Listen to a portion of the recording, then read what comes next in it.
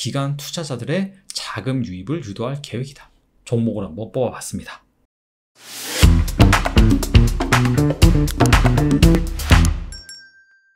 전일 장 마감하고 이와 같은 기사가 나왔습니다. 코스닥 대표 신지수가 나온다. 코스닥 VIP 5%를 선별한다. 자, 무슨 얘기인지 살펴보면요.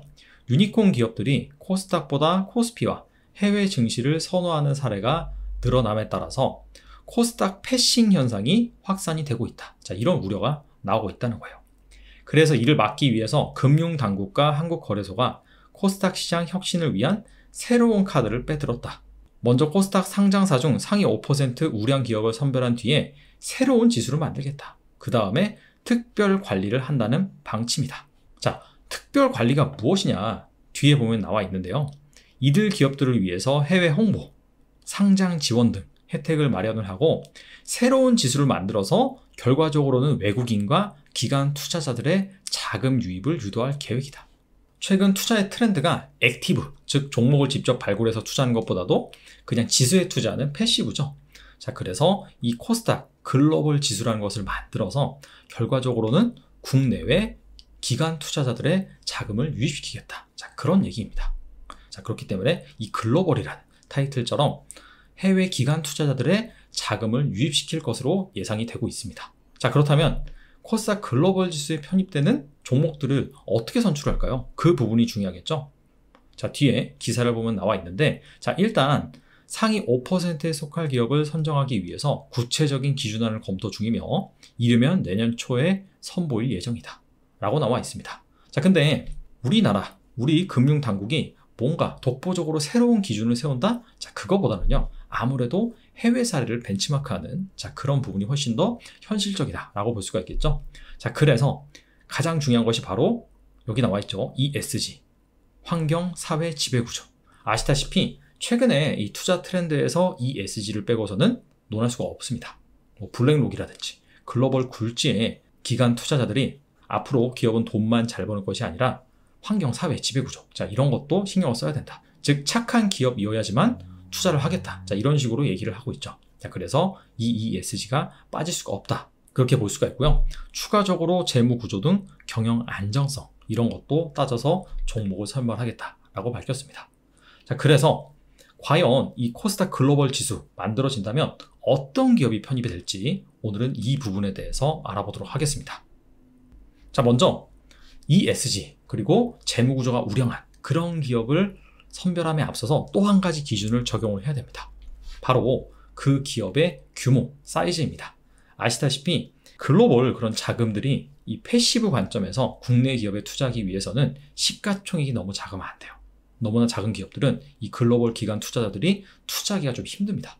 따라서 최소 코스닥 150 종목에 포함이 되는 그런 기업들로 한정할 필요가 있어요.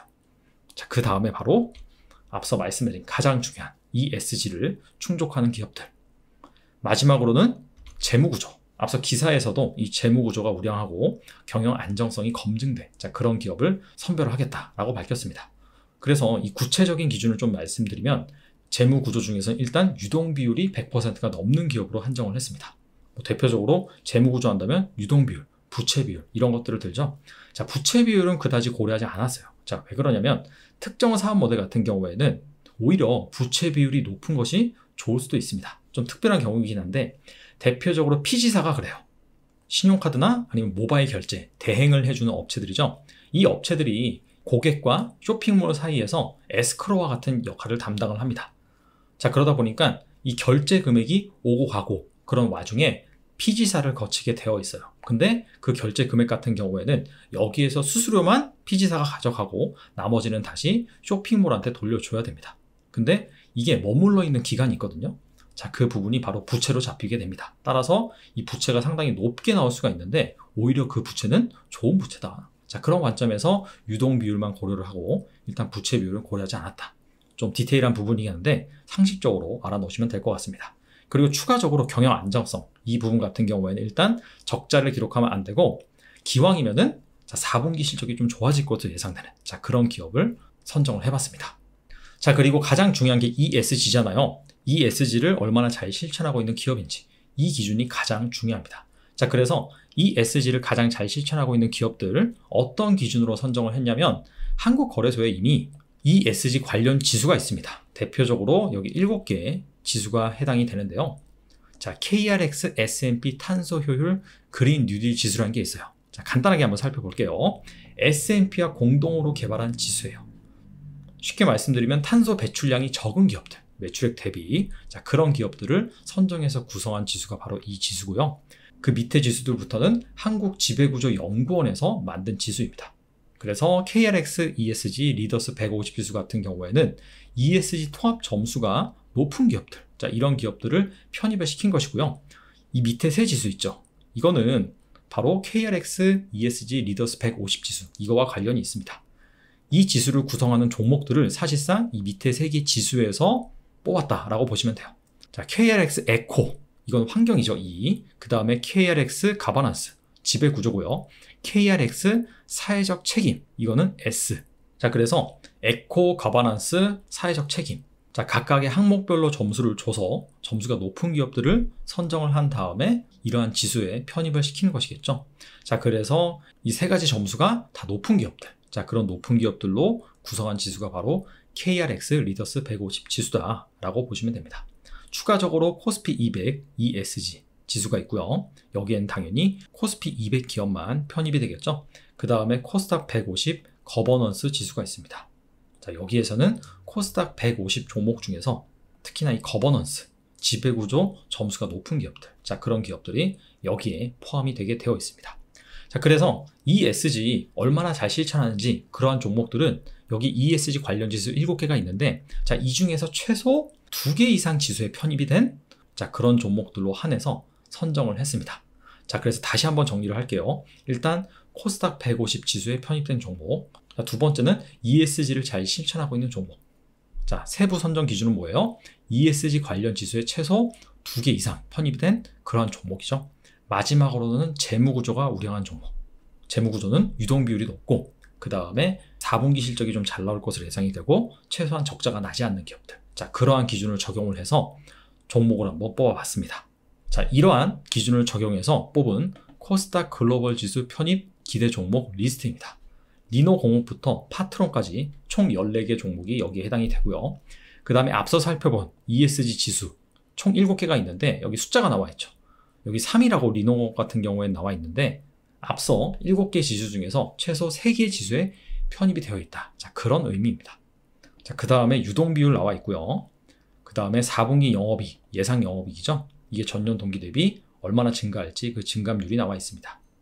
그리고 추가적으로 2020년 주당 배당금을 넣어놔서 배당 수익률이 얼마 정도 되는지, 자, 그 부분을 포함을 시켰고요. 마지막으로는 PER, 밸류에이션 관점에서 한번 보시라고 2020년 예상순위 기준으로 이 PER을 계산을 해봤습니다. 자, 그래서 한 몇몇 종목 살펴보면요.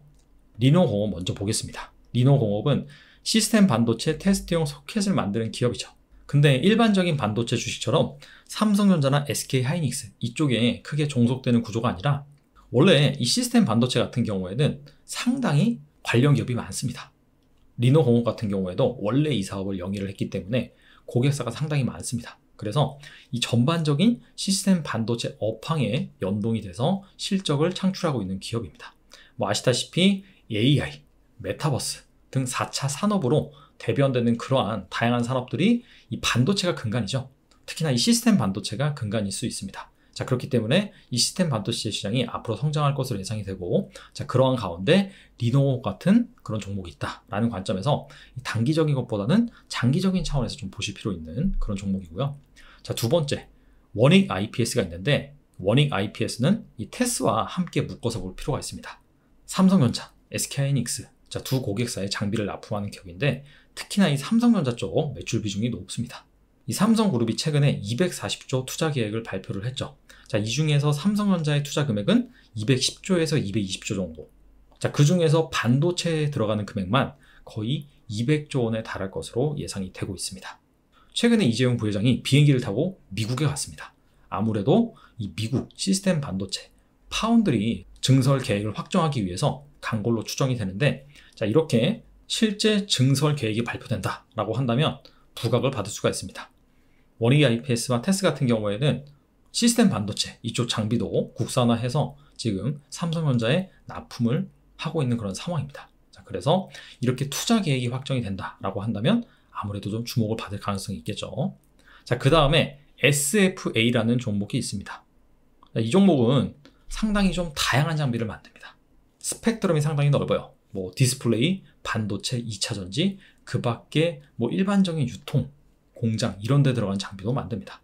원래는 디스플레이가 주력이었는데 최근에는 이 반도체, 특히 2차 전지 관련 장비 수주가 늘어나고 있는데요. 2차 전지에서 화두가 되는 것이 화재 문제입니다.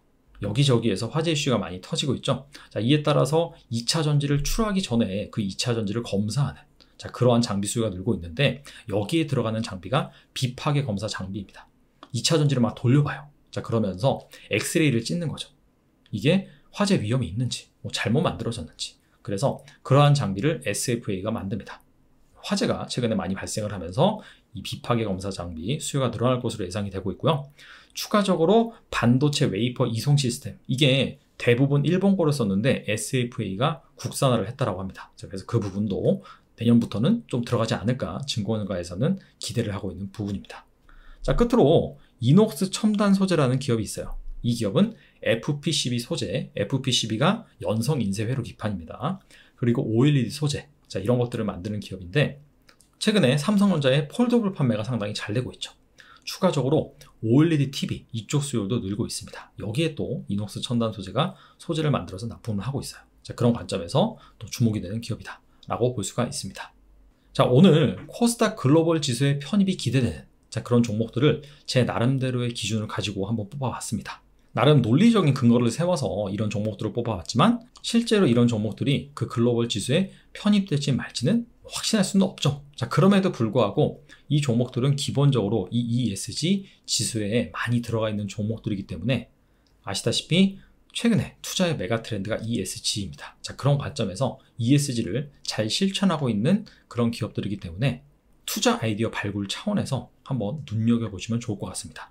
실제 투자를 하신다면 좀 더 꼼꼼하게 여러분들이 디테일하게 리스크는 없는지, 향후 업황은 어떤지 그런 부분들을 잘 점검을 하셔야겠죠. 오늘은 여기까지 하겠습니다. 감사합니다.